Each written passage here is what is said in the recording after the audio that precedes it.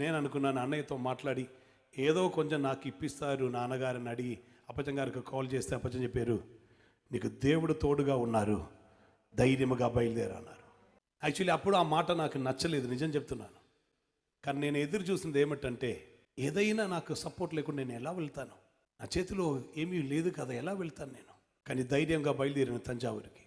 బైబిల్లో మనం చదువుతున్నాం, కాకోలంతో ఏలి అని దేవుడు పోషించారని.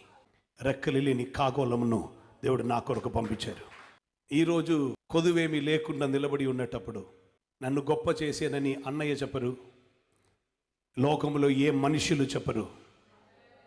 మహిమ మొత్తం నా దేవునికే చేరుతున్నది. నేను కొన్ని సమయం ఆలోచిస్తూ ఉంటాను, లేమీ లేకుండా, కష్టము లేకుండా దేవుడే నడిపిస్తున్నారు. అనేక బాధలు నాకు కలుగ చేసినను మరలా లేవనెత్తి నన్ను గొప్ప చేసేదివి. నేను అనుభవం నుండి పాడుతున్నానండి. అందుకే వందనం అని చెప్పి నేను దేవుని మహిమపరుస్తున్నాను. పిచ్చివాడులాగా అందరికి అనిపించింది నేను దేవుని స్తుతిస్తున్నప్పుడు.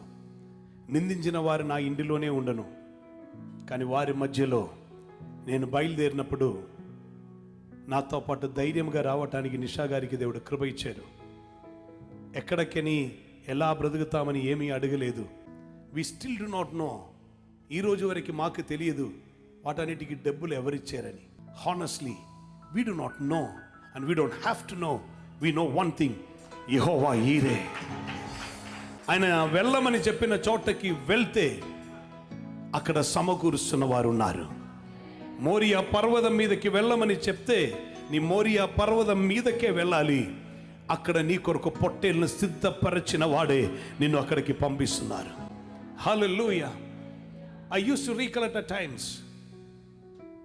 ఫ్రమ్ అడ్రస్ లేని మనీ ఆర్డర్ మాకు వచ్చింది. బైబిల్ అలా తీసినప్పుడు బైబిల్ కింద కవర్ ఎవరు పెట్టారు ఇప్పుడు వరకు తెలియదు. బట్ ఎవరి ముందు తల ఉంచి లేదు అని చెప్పే రీతిలో దేవుడు మమ్మల్ని నిలబట్టలా. నేను కొన్ని సమయంలో ఇలా ఆలోచిస్తుంటాను, ఎవరిని sir sir sir madam madam అని పిలిచే రీతిలో కూడా దేవుడు నన్ను పెట్టలా. దేవుడు నిలబెట్టారు. దేవునికి మహిమ.